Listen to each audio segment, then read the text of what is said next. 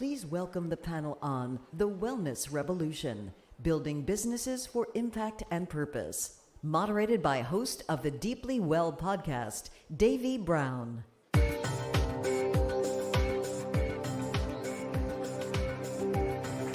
Check, check, check. Wow, you sink into these. No, we really sink in. Beautiful. Hello, everyone. Welcome to the Wellness Revolution. Before we get started, we're actually going to add some wellness to this experience. We're talking about wellness in a very high-stress environment, which is typically how life goes. So let's take a couple centering breaths together before we dive into this phenomenal panel. All right, so if you are all crossed up right now, consider uncrossing some pieces and parts of your body. Let your spine be nice and straight, your belly soft. Yes, please. And if you feel comfortable, just gently close your eyes for this moment together. All right, let's take in a nice, deep, full breath through your nose, and we're going to release it with a sigh.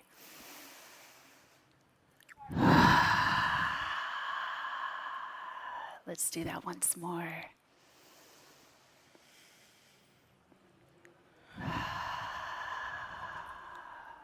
And another deep breath together here, eyes closed.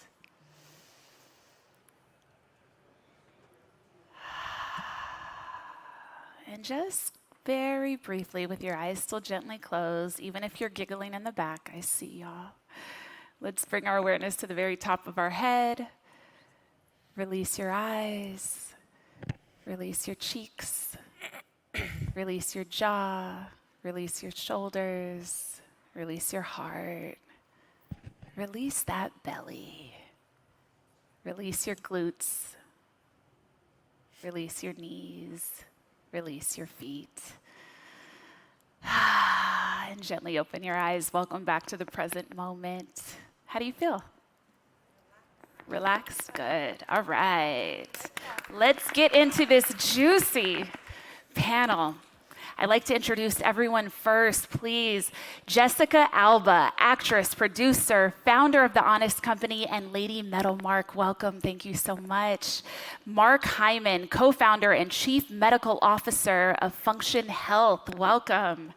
Moj Mahdara, managing partner, co-founder of Kinship Ventures, and Pritika Swarup, CEO of Prakti Beauty, and Quentin Vinny, CEO and co-founder of Equity, co-author of Strong in Broken Places. Thank you so much, everyone, for joining us today. And let's really dive right in. So we are all here today because we have committed to building businesses that align with our purpose. But that is not always easy and is very often filled with paradox and duality, especially when those businesses begin to really grow and evolve and it's time to scale. So each of you on this stage has built a brand that not only serves a need, but it also reflects deeply rooted personal values. Can you each share a pivotal moment when you realized that your wellness business had the power to actually create change beyond just you, your products, and your services? And I think we'll start with you, Jessica, please. Oh. Big question. That's a huge question. Wow, yes. I mean, I would say, what was the question again? Yeah, I know. It was I want to chunky. get it right, but I felt like there were 75 questions inside of the one. It was actually quite deep. Okay. So what's a pivotal moment, when you're in your company, you're building this Yes. brand that's so rooted in your core values and belief, Yes. and then you actually see that, wow, this is affecting change in the world that surpasses maybe even my vision or Right. what I thought.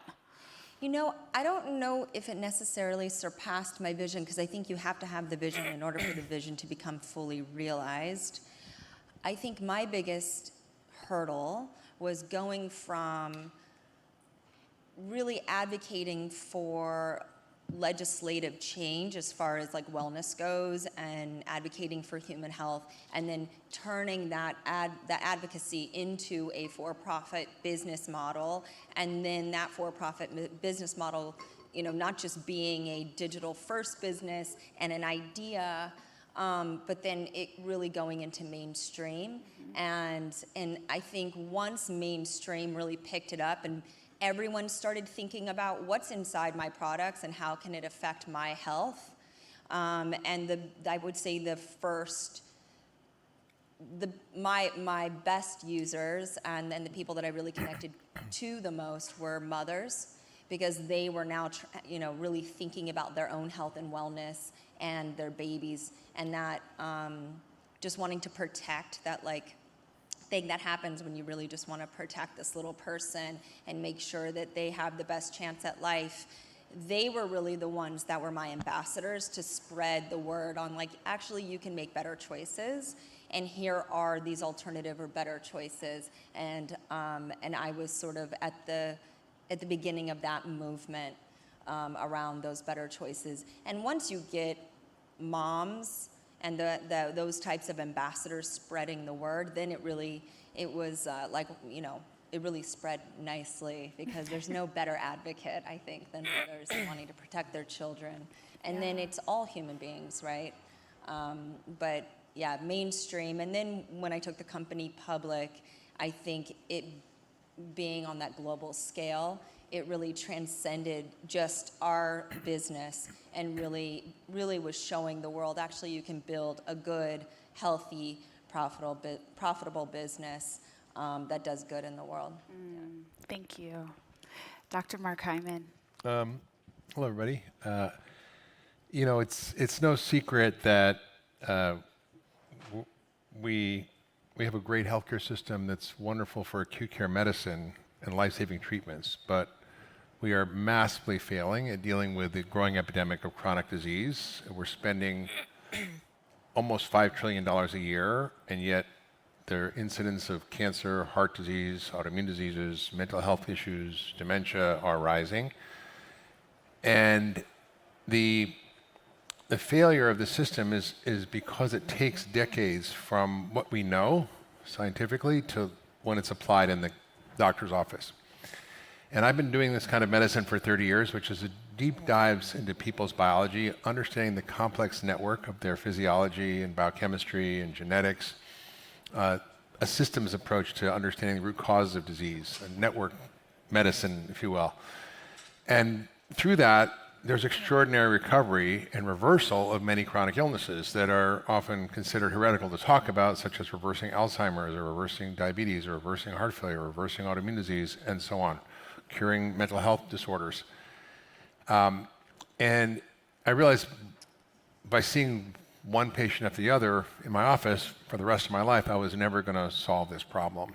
And I realized I had to zoom out and think about ways to deliver the future of medicine now at scale. And so 4 years ago, we co-founded Function Health to provide people access to their own data, their own biology, to create a personal health platform that allows you to understand what's going on at every level of your health through deep understanding of biomarkers, genomics, your microbiome, and many more things we'll be adding, wearables. And now, yesterday, we announced our acquisition of Ezra, which is an imaging company that can do whole body MRIs now for $4.99, comprehensive whole body lab testing for $4.99 a year. It's $2 and change a day. And it unlocks so much understanding of what's going on with individuals and helps them understand where they're headed in the trajectory of their health. Because disease doesn't just happen when you get the diagnosis in your doctor's office. It happens along a continuum, which is often missed. We don't practice predictive, preventive, personalized healthcare, which we need to, in order to address this increasing crisis of chronic illness. And so we found, we came up with this idea, we launched it, and it's exploded beyond our wildest dreams. We've gone from 0 to 200,000 members in 2 years. Wow. And we've now just unlocked whole comprehensive whole body MRI imaging and many other imaging as well. And it's empowering people to use technology to help be agents in their own health, to what I call be the CEO of your own health, and have agency rather than waiting for a disease or a problem to occur and going to the doctor. How do you be proactive and predictive about where you're going and what's going on? And this, for me, is very personal, because I've seen this in my own life, where traditional medicine has failed me, in my family's life, and so many of my patients. And now I'm sort of like actually just blown away by the interest and the uptake in the population in a very short time. So my hope is we can really get to millions, if not billions of people, to allow them to unlock their health using the power of technology, AI, machine learning. Imagine a place where you can have a repository of all your data, your medical history, your EMR, your biomarkers, your omics, your imaging, wearables. It's all informed by the world's scientific literature. Even if I read every day for the rest of my life, I could never read all the millions and millions of scientific papers published, but technology can do that. And imagine that being informed by knowledge experts, by training of the model to create a personalized predictive assessment of where you are and where you're going. And I think it's a historic moment where we're kind of leapfrogging across generations in healthcare. It takes a long time, as I said, for medical knowledge to be implemented into clinical practice. It's just the way things are. I mean, and yet we have in a minute the ability to bypass all of that and put people's health in their own hands. And the truth is that 80% of your health is determined by what you choose to do every day, not by what happens in the doctor's office, not by prescriptions or surgeries. And that's kind of a real revolution in thinking that by having this knowledge, by knowing your numbers, by having agency, you can actually predict where you're going. And, you know, we're going to be able to do proteomic biomarkers for cancer screening at scale now at very low cost. There's now dementia biomarkers that you can track with your blood tests, like your cholesterol for your brain. This is really revolutionary. And so I'm just sort of thrilled to sort of get this aha moment where the things that I've known that people want, because I see what they come to me for, is now happening at a population level, which to me, it just makes me thrilled and excited to get up every day and do the work. Thank you. Praktika, if you would share, with Prakti Beauty, what is a pivotal moment when you realized that your business had the power to create change beyond your products and services? I feel that pivotal moment was really just hearing from our customers and our audience. And I mean, I guess I started from the beginning with the brand, hoping to empower women through holistic self-care, but just really hearing not only that their skin health improved, but they just felt better using our products, indulging in these sensorial, ritualistic experiences. So from the beginning, Prakti's all about clinically effective, holistic skincare and just redefining what this idea of self-care means, also through Eastern principles and Ayurveda, which I grew up with. So I think that, as the company has grown over the last 3 years, I've been able to get these nuggets and insights from our audience, and it's just really incredible to hear, just how many touch points, just simple practices, rituals, products can really hit the customer to just improve their health and their well-being. So it's been a journey, and we're really thrilled to be able to understand and grow and just keep putting our mission and our message out there. Thank you. Quentin. Yeah, I think for us, equity was founded on the idea that we all have the human right and deserve to be well, and yet so many of us are often kept out of the conversation, don't have access. Wellness has not always been something that would be deemed equitable. And so for me, primarily, after the traditional medical system failed me, in my own addiction to anxiety pills for 2 years, accidental drug overdoses, failed suicide attempts. When I recognized that there was this concept of wellness and well-being, my aim, my goal, my mission has always been to continue to up-level the conversations primarily of mental health, right? In our community, Black men are statistically more likely to struggle with mental health issues, statistically more likely to suffer with substance abuse, statistically more likely to commit suicide. And, I grew up with this understanding that you can't be what you can't see. And so for me, it was really about becoming that grounded, foundational individual that allowed other men or other people in general, but particularly black men, the permission to be well, right? Yeah. The permission to ask for help, the permission to get the assistance that we need, because we live in a world and in a culture where often our mere existence is not valued and appreciated. So I think the pivotal moment for me was when I was doing some non-traditional marketing, where I would go into grocery stores where our adaptogenic teas were sold, and I would literally take my own money and buy it off the shelf and hand it out to people, not just to try it, but to start the conversation and to see how many people were willing to be open and be vulnerable, right? In a world where vulnerability is often deemed to be weakness, they took a moment to allow that vulnerability to mean strength, right? And so whether they were asking for help or just merely wanting a listening ear, I think it was foundational in how we continue to grow and structure the intentionality behind our business, our mission, and our goals. Yeah, really powerful. Thank you. Moj. I as I'm sitting here, so many things are coming to mind. I think my initial journey into this, yes, I'm an investor, but first and foremost, I will always consider myself to be a founder. And so my journey in this, an expression of trauma is often people have PCOS. And so I've always had PCOS.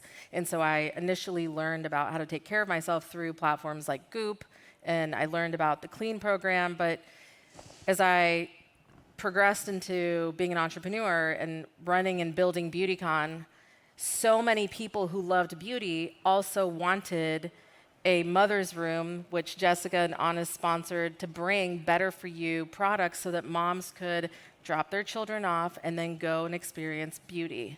And then they started to ask for ancient nutritions and vital proteins and seed prebiotics. And so for me, I think the consumer has always been where I learn the most, and seeing that you can love beauty and love, you know, all the fun things we love to do in our life, but you're also concerned about baby formula or the diapers or the, you know, how your gut health is, your mental health. I think that people laughed when we invested in brands like Poppy or Olipop years back. They were like, who's going to pay this much for a soda that's not even a soda, or a garbanzo bean, you know, pasta?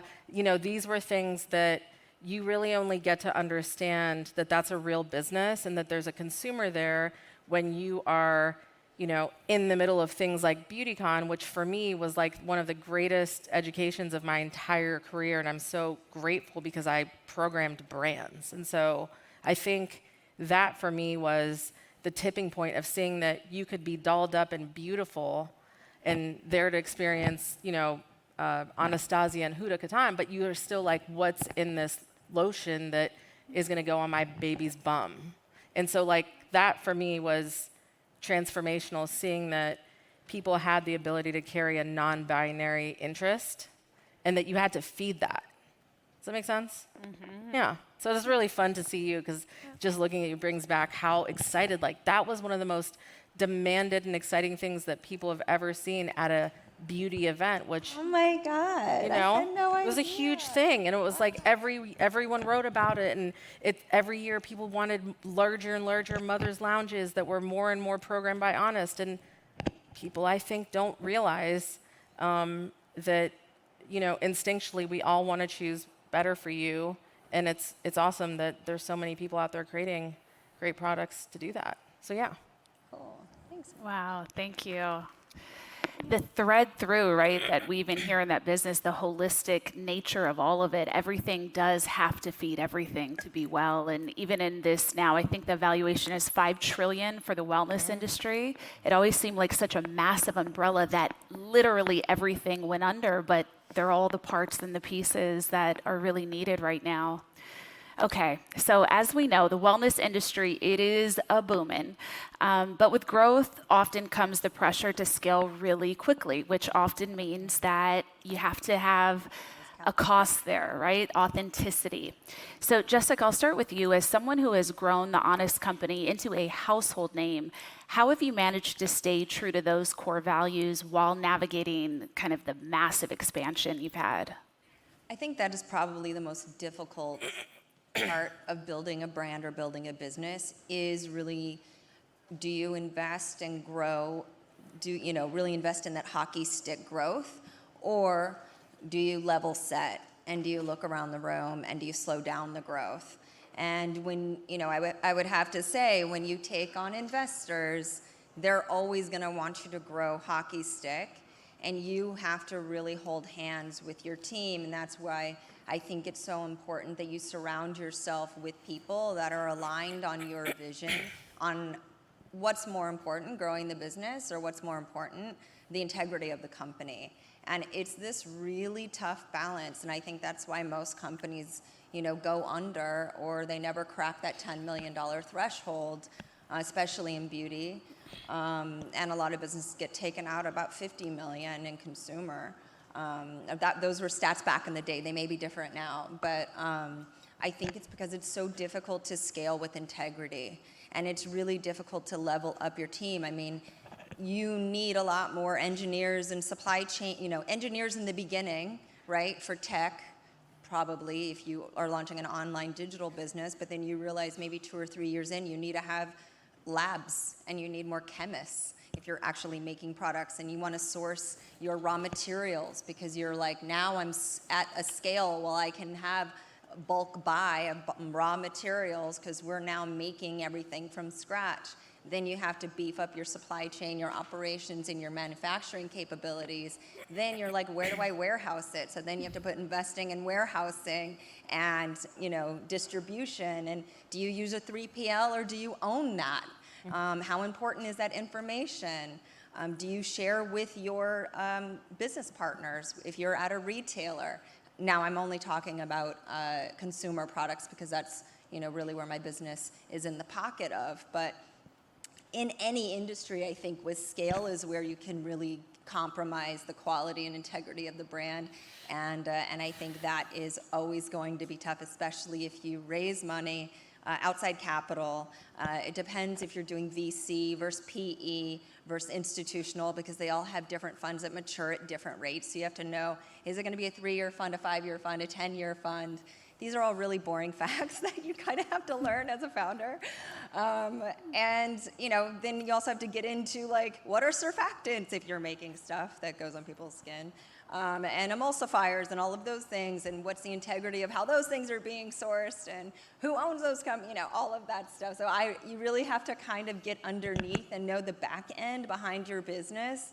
And that's something that I think a lot of entrepreneurs just never anticipate. Now, how do you maintain the integrity? I think you have to surround yourself with investors and with people that really care about differentiation, because if you're going to be like everyone else, then what's the point of you existing? So as long as you can go back to your mission, our mission is to be honest and transparent and do the best that we possibly can for where the world is today.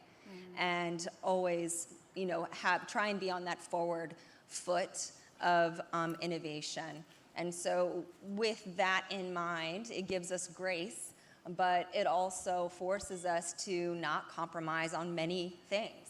If we are just like everyone else, then what's the point? So making sure that we keep that integrity and that differentiation is important. I think for anybody who has a brand up here, just making sure that you're clear on your point of differentiation, and that making sure your investors, your board, and your team are aligned on that. Sorry, that was long-winded. I don't know how you answered the question. It's a really powerful and an important answer, I feel, because that's what everything needs more of today, integrity, everything. Is there a cost to having that level of integrity with your business? I think that there's many different costs, and investors will give you different numbers on what that cost is. But I would say if you're doing something that's better for you, it shouldn't be more than a 20% premium. And I think the consumer is willing to pay that. Once you go above and beyond that, now luxury beauty is different because, the feeling is really what you're selling. And for that, you can even get an 80% margin. But I would say, having a 20% premium on your conventional price point is usually what the consumer's willing to trade up to. And that's across the board, whether you're in luxury, frankly, or everyday retail. Unless you're one of the big giant luxury brands, then you're just selling a feeling. Thank you. Praktika, with Prakti Beauty's growth and 3-year anniversary, congratulations. How have you ensured that your holistic wellness approach remains front and center as you scale? I think for us, it's just really being intentional about the partners that we're with, everything from the ingredient sourcing, the packaging that we're using, just staying really true to our purpose, our why, our core philosophies. And a lot of it is just me being really closely involved in every single aspect of the business. It's especially when you're a young brand, and a lot of these things require a lot more upfront investment, and it's really challenging for an early startup to be able to kind of balance what's more important, these high quality, sustainably sourced, environmentally friendly ingredients, or, the latter. I mean, it's a balancing act. And so I think just being really intentional, staying true to your core principles, having a great team that's also on board with you and will fight the good fight with you is so, so important. And then just for me, I'm still at the stage where I'm literally involved in everything from the packaging development to every single Ayurvedic ingredient we're sourcing and from where. So, that could change in the future, but I do feel that is a key of just maintaining your integrity and staying true to your goals. Thank you. Just quickly, I want to let everyone know we're going to save some room for questions at the end, and there is a QR code that you can scan to add your questions in, and then I can read them right here. So if someone, yeah, perfect, good. All right. So as we look at the personal side of this journey, each of you has a story about why you're in wellness and what drives you, what brought you here. Quentin, your work with equity has been shaped by your personal experiences with deep trauma, with mental health. What was your defining moment for you that led your commitment to wellness? And then how did that begin to shape the vision that you had for your brand? Yeah, I think for me, wow, that was a lot. I think for me it was really hitting a rock bottom that was so low and so devastating that I attempted to take my life. Getting to a point in your life where it no longer matters, it strips you so deeply. I was fortunate to find this thing we call wellness, right? This understanding that there is a such thing as preventative health. Growing up, I'm from West Baltimore, grew up in a food desert, father addicted to heroin, raised by a single mom, worked 2 to 3 jobs just for the basics. What I grew up and experienced wasn't significant to me, it was significant to my people. And looking at life through the lens of inadequacy, because of what we were surrounded by consistently, grew into anxiety and depression and post-traumatic stress disorder and panic disorder. But getting to a point where I no longer saw value in my own life and I attempted it was foundational.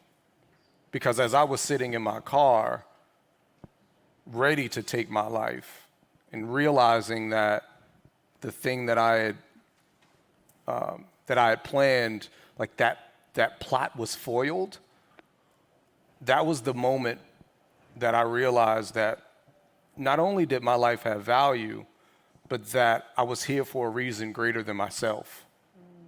And I'm a firm believer in the idea that a shared story can be a saved life.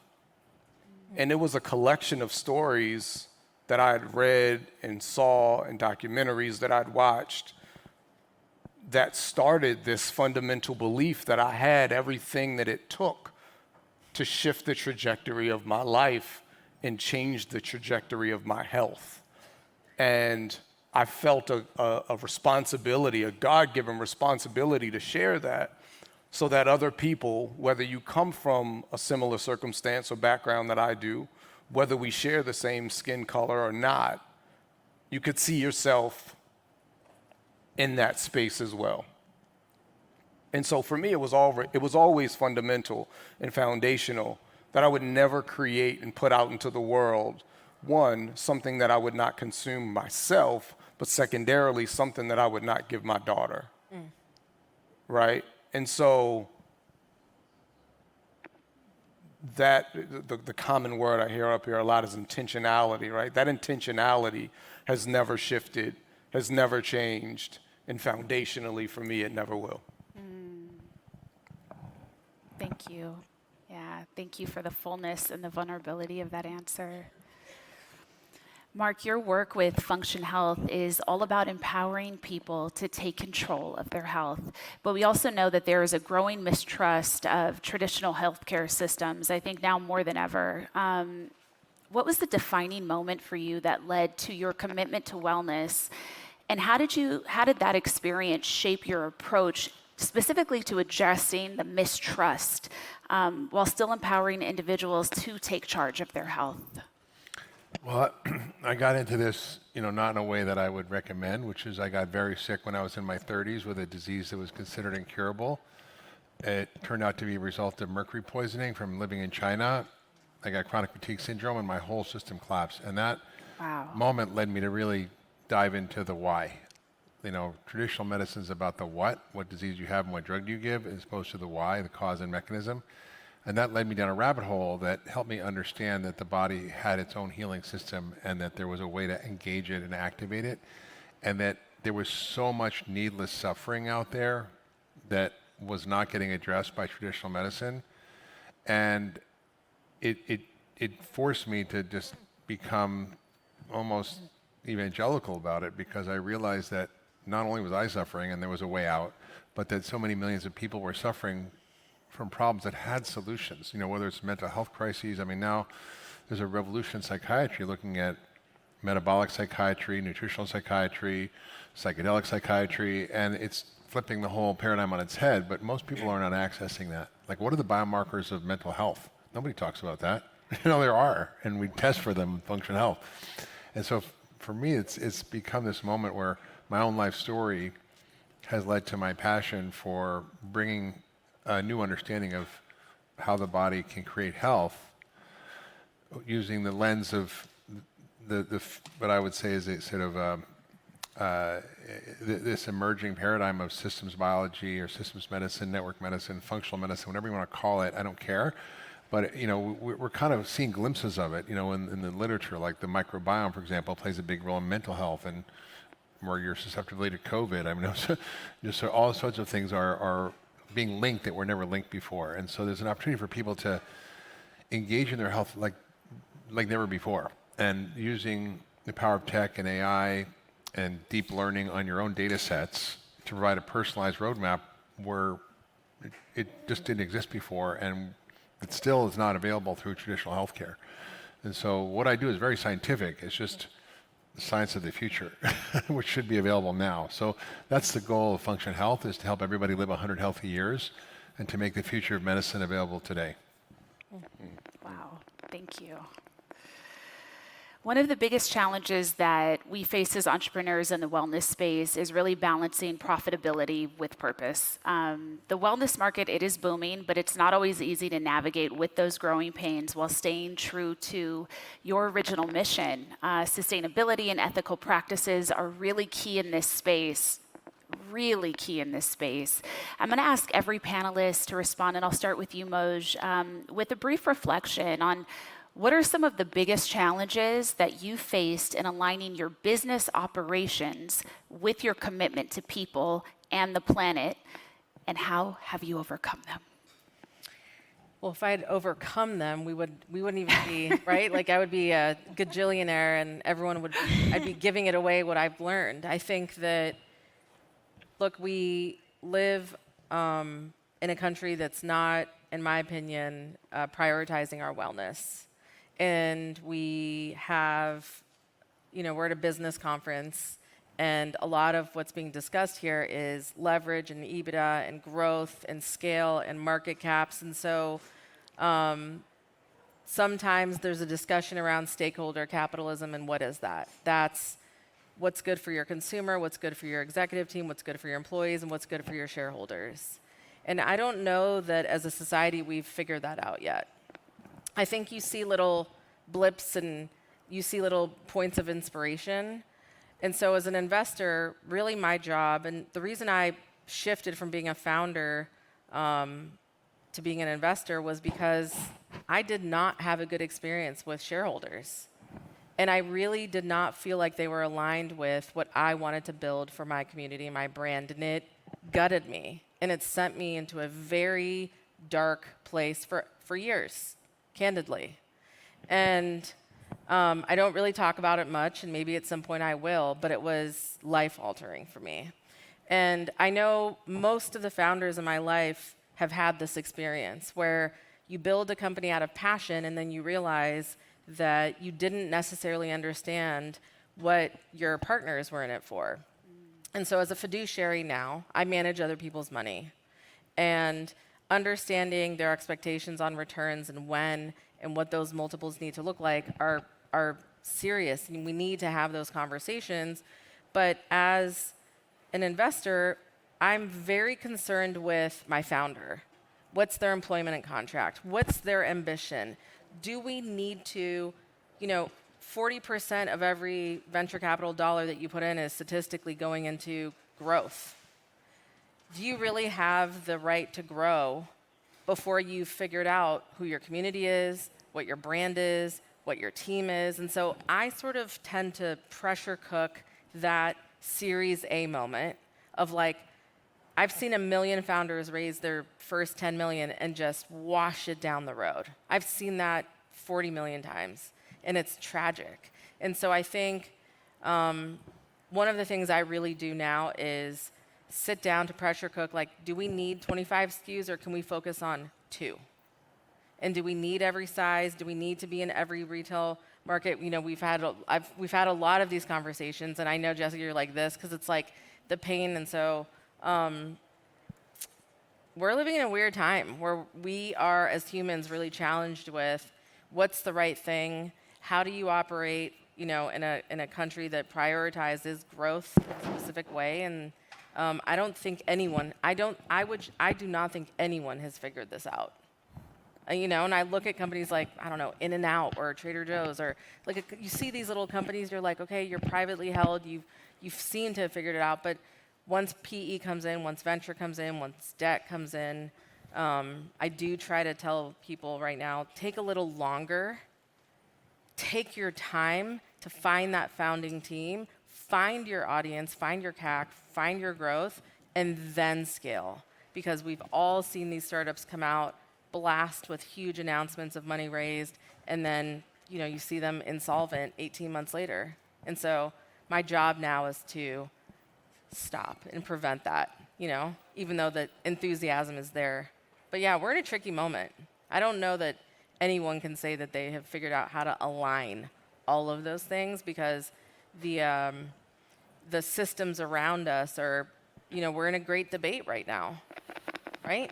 I think we're very unclear, and it's kind of great because we get to rebuild it. We get to ask questions, and we get to now decide how do we want this to be going forward. And I'm excited by some of the things that are going on and terrified by others. And so I think it's a good moment for reinvention. Wow. Yeah, thank you for the transparency in that. It's the Wild West kind of building itself into a civilization. It's an opportunity. Yeah. Quentin. Yeah, I think to piggyback on what Moj said, I mean, I'm fortunate to have individuals like Moj to gut check, right? To ensure that we're completely in alignment with this growth strategy. The reality for me, there's not a lot of black and brown minorities, you know, in the food and beverage space. We don't have the luxury or privilege to get it wrong, right? We get one shot at this. I can't name another beverage founder in the non-alc beverage space that's ever had an exit. Personally, I can't name one, right? And so I'm in a bit of a privileged position, but it's also a position that doesn't necessarily have a blueprint to follow. I can't take someone else's path and apply it to mine because their challenges are not my challenges, right? Their experiences are not my experiences. The barriers that they face, if any, are not the same barriers that I face. And how expansive those barriers are and have been just for me to sit on this stage right now, the things that I needed to overcome, the things that other individuals who look like me, who come from impoverished communities like I come from, what we've had to endure, I don't have the ability to screw it up, to rush, to get excited and say, hey, yes, I want to be in 5,000 doors tomorrow. There were retailers I had to turn down because they didn't fit with that strategy of growth, right? I don't have access to $100 million to go into every Walmart and Target and Whole Foods in America, right? So I have to be strategic. I have to ensure that my growth strategy is consistent and in complete alignment with the integrity of why I started this company in the first place, who I serve, and the why behind what I do, right? And if those things are out of alignment, then I've completely lost touch and lost sense of reality for me and the individuals that count on me to do the things that I do every day. Thank you. Praktika. Can you repeat the question? Absolutely. Some time has passed. What are some of the biggest challenges that you faced in aligning your business operations with your commitment to people and the planet, and how have you overcome them?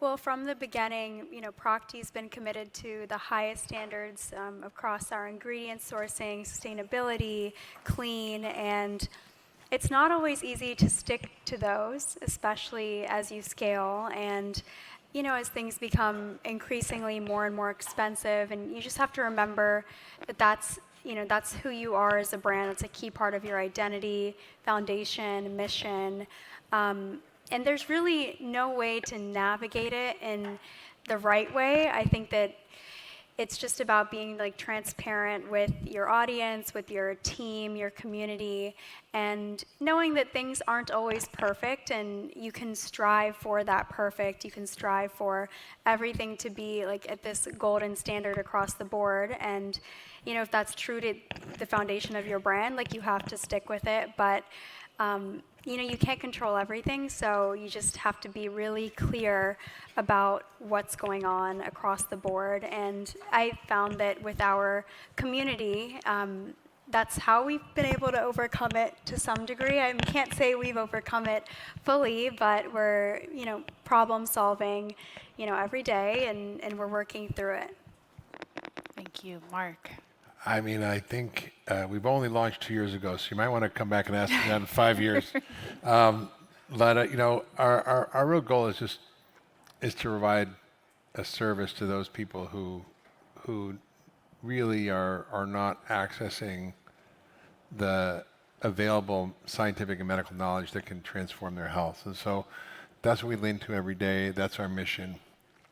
And it's not focused on profit. It's not focused on growth so much as it is focused on serving the individual who's suffering and providing them a roadmap for their health. And I don't know how successful we're going to be at leaning into that, but I hope we will, and I hope the company manages integrity. We've been lucky to and create terms and with our investors where we're in control, which I think is really great, and we basically get to decide what we do and not abdicating that control, which allows us to have much more flexibility and thinking about creative solutions that may not initially be highly profitable, but that eventually will serve people's needs. Thank you, Jessica. Yeah. I mean, I would say that it's, I kind of sort of talked about this a bit before, but it is challenging to scale a business, obviously, keep your integrity. So it's about your investors being aligned with you, your team being aligned with you, and that point of differentiation really, that is the thing you have to, I think, double down on. Your mission statement usually is your point of differentiation, or at least connected in some form or fashion. And I say also give yourself grace, because by the way, the $10 million a year company is different than a $100 million a year company. And you're gonna need different expertise in different areas, and it's gonna take 6 to 8 months to ramp anybody up to any position, as y'all know, who have employees. And people have different capabilities, and even if they come from big giant companies, there's a lot of safety nets at big giant companies where they can fail, and they can tell you about their big win, and they don't even have to tell you about the 12 shots they took that, failed miserably. But, it's hard to know if someone's the right fit in a position until they're there. And after that 6 to 8 month ramp up, and then once you set up their KPIs, and then when you're talking about, financially what you're investing in them and the time and all of that, and then you're like, do I really want to, replace them with someone else? Are they doing more harm than good? These are all really complex sort of decisions that you have to make as a company as you're growing and scaling, and they're things, again, that no one really talks to you about, but as we are probably in a room of a lot of investors, you guys see a lot of these patterns over and over again. So I would say hold the hand of your founders, really get behind the businesses. Don't invest in companies you don't care about. That's what I would say, because it takes a lot for businesses to grow, whether they're businesses that are better for you or not, just a good business to invest in, and allow yourself to give your founders and the team some grace, because there's gonna be bumps in the road, and if business was easy, everyone would do it. It's hard, and we have to also give ourselves grace as we're growing and scaling our businesses. And one thing I can say for you as you're scaling, and you as you guys are scaling, it is cool when your manufacturing partner can become an equity partner in your business, because they're invested in your growth, and that helps a little bit when you get the Targets and the Walmarts or the Amazons put in a big order, and for you to do that type of fulfillment and to be a priority, just having them as an equity partner. That's just like something that I learned. No, it's a good idea. Good thought. Thank you. We're going to get into our Q&A in just a couple minutes. So I want to invite everyone, if you see the QR code and you want to get a last-minute question in. And apologies to everyone who has had my back this whole time. It's an interesting chair to sit in and ask questions. So final question for me before we get into the Q&A. As we look ahead, the wellness sector is evolving rapidly, with emerging opportunities or shifts in the wellness space. Which emerging opportunities and shifts in the wellness space most excite you right now? And how do you plan to continue leading with both purpose and innovation? And let's start with you, Quentin. What I'm most excited about is that, I think the idea of wellness is becoming more, to say popular would be the wrong word, but more commonplace, right? That people are starting to take more inventory of the things that they consume. There's more intentionality behind the way they spend their time. People are, self-care was sometimes looked at as selfish. And I think people are starting to prioritize that more, right? So whether it's, something simple like taking a walk first thing in the morning, or for me, it's like an evening cup of chamomile tea, right? Like whatever it is, I think people are starting to become more intentional around their well-being. And that's exciting, right? Because it feels like these walls and these barriers are starting to come down a little bit, and people are, really making that a priority. And I think for me, it's really, I'm big on community. I came from the nonprofit space prior to becoming a founder, and I would often say, there's always a common thing like, well, we serve the community. It's like, well, what does community mean? And who is that community? And are you able to actually go into that community and stand on those corners and have those conversations with the individuals you claim to serve? Or are you talking about community from a perched perspective where you are only looking at the things that you want to offer as help and assistance? And I think there's a fundamental difference in that, right? So for me, I'm about community in the realest way possible. I can sit in a corporate meeting and have a conversation with my legs crossed in these, colorful socks. And I can also throw my hoodies and Timbs on, and I can go back to West Baltimore, and I can stand on the corner, and I can serve hot tea to the individuals that are homeless and struggling with addiction, right? There's a through line for me of both of those things. And so my aim and my mission and my purpose and my intentionality is to continue to be that through line, that I can navigate both sectors, right, to make a sustainable and impactful difference in the lives of everyone that we serve. Thank you. Moj. Tell me the question one last time. Gladly. As we look ahead, let me fast forward, okay. What emerging opportunities or shifts in the wellness space most excite you? And then how do you plan to continue leading with both purpose and innovation? I am really excited for what there is to do in wellness right now. Human beings make thousands of decisions a day, and the question I ask myself every day as an investor is, what can I do to help people make better choices? I think this movement, regardless of party, making America, healthy again, and just even asking that question. We have such a huge influence on the worldwide in terms of products that we make and choices that we make.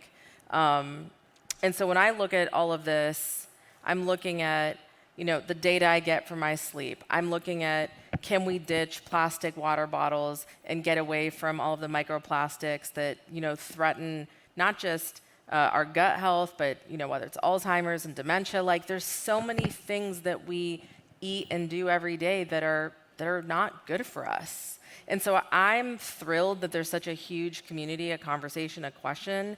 I like that consumers are pushing brands to take dyes out of products and questioning, what are alternative solutions. I was at a conference last week listening to the CMO of Coca-Cola talk about thinking about replacing, corn syrup with, coconut or, natural sugars, right? And so I think we're in an exciting time and place where our dollar, our influence goes a long way. I think you have incredible thought leaders like Mark who've built a brand educating, consumers around their health and well-being that are now venturing into productizing that. And so I think there's a huge opportunity, and I think we're just seeing it. As an investor in OpenAI, when I think about this cross-pollination of interest, commitment to wellness now meeting data, and the ability to really, this stuff was only available to the elite, not even 3 or 4 years ago. To the elite, like things that I could not even afford to go to Mexico to get stem cell, right? Like I'm talking, you would have to spend $20, $30, $40, $50, $60,000 a year to get access to these doctors and all of this stuff. And now it's available for you on YouTube or a podcast or TikTok. And so I just think the access and the questions that we're asking right now are radical. I think everyone should listen up. And I think it is time for everyone to take those ingredients and turn around and read it. And if you can't pronounce it, if you don't know what it is, you should learn what is it and how does it impact your health, because life extension, like, I don't want to die in a hospital bed hooked up to a million machines. That's, like, it's funny. I think we're past the point in life where you want to prioritize, you know, a nice bag or a supercar. What I would pay anything for is the experience of being able to be with my children and being able to be aware of them and healthy. And so for me, it's beyond just looks. It's about feeling good. And so I'm excited about that. Yeah, thank you. Just because we only have 5 minutes remaining, I'm going to shoot to a couple questions that we have gotten in. So the first question, and whoever feels most called, please feel free to take the reins and answer it. A common theme is that specific products are a gateway to something beyond a product. What is the higher level that people are trying to achieve? The way that I'm reading that is a common theme in kind of the wellness industry complex is that creating products, founding a company, having products to offer is the gateway to something more expansive within wellness. What is the higher level, perhaps, of wellness or of life that consumers are trying to achieve? Yeah, I'll jump in. I mean, I just think that there's this incredible trend of people leaning into their health, leaning into wellness, being curious, wanting to know more, wanting their data, whether it's wearables or whether it's function health or whether it's whole body imaging, which is kind of breaking on the scene. I think there's this sort of intense leaning into curiosity and realizing that, wait a minute, I can't just depend on my healthcare system or my doctor to provide the answers. I've got to take agency for myself. And that's what I'm really thrilled about. And to see the explosive growth of function, like 12 and a half times in a year, is nuts to me. And it just speaks to this trend in the population. And for those of you who want to try it, everybody here gets $100 off a membership by using the code Milken100, if you all want to get that. But it's a way for people to sort of learn about their health and actually start to sort of not just rely on, you know, the doctor at the end of the rope of what they've got going on. Yeah. Would you say it's maybe like, this term has been used a lot, but like peak performance that most humans are searching for right now? Yeah, like, I think it's peak performance. I also think it's people walk around with what I call FLC syndrome, which is when you feel like crap. And you know, it's a very intensive medical diagnosis, but you know, a lot of people have it, and it's because of the way we live. It's the things we have agency and control over, and those are things people are leaning into. Yeah. Let's see. So, you know, here's a question that I think is really important, and it's said really simply. How will we bring the poor on this journey with us? I mean, this is really the whole goal of Function Health, is to democratize healthcare and to decentralize healthcare and empower people for $1 or $2 a day to totally transform their health. And our goal is to get the prices down. We went from $2,500 for an MRI, and now it was $1,500. Now it's $499 for a whole body MRI. It's going to come down even more, and the lab testing cost is going to come down anymore. So it's literally going to be pennies a day to really have engagement with your health and be accessible to everybody. And the goal is ultimately to have this covered by insurance. But I think this has to be taken on by the government. And we see for the first time, whatever your politics are, there's some awareness that, gee, we shouldn't be paying for soda for the poor. We shouldn't be, having crap on our food, and we should be prioritizing health as a national policy, which never existed before. Yeah. Does anyone else want to tackle this question? I mean, I would just say that it's not about just showing that certain people and there are certain moments for wellness. You know, I think that it's a lot more than that, where it's not just like a luxury. You know, it should be integrated into your everyday lifestyle and habits and practices that you don't need to buy products to practice meditation or breathing, or I think that there's a lot of education that could be done to help with that, and it just really starts with the interest and the prioritization of your own health, right? Your own health and your well-being. Yeah, I think it's also understanding, like, what do you mean when you say poor, right? There's a difference between an individual who works every day multiple jobs and can still barely afford to live because of inflation and all of these other variables, and an individual who is impoverished, living way below the poverty line because of a bunch of other variables, whether systemically or personally, right? And so I think like grouping it all, I mean, I have people that I know that are the working poor, right? My mother was working poor, right? And so I don't think we're gonna solve it in a 60-minute panel discussion, but the fact that the question was asked provides an opportunity for us to at least start to engage in conversations, internally and externally to figure out what the solution is. Yeah, thank you. It's a fundamental question for the ages, really, and the way it affects the human experience. Wow, we are at the end of this panel. Thank you everyone for joining us. Round of applause, please. Jessica Alba, Dr. Mark Hyman, Moj Mahdara, Pritika Swarup, and Quentin Vinny. Thank you so much for joining us on this panel and for all the work you do in the world. Thank you.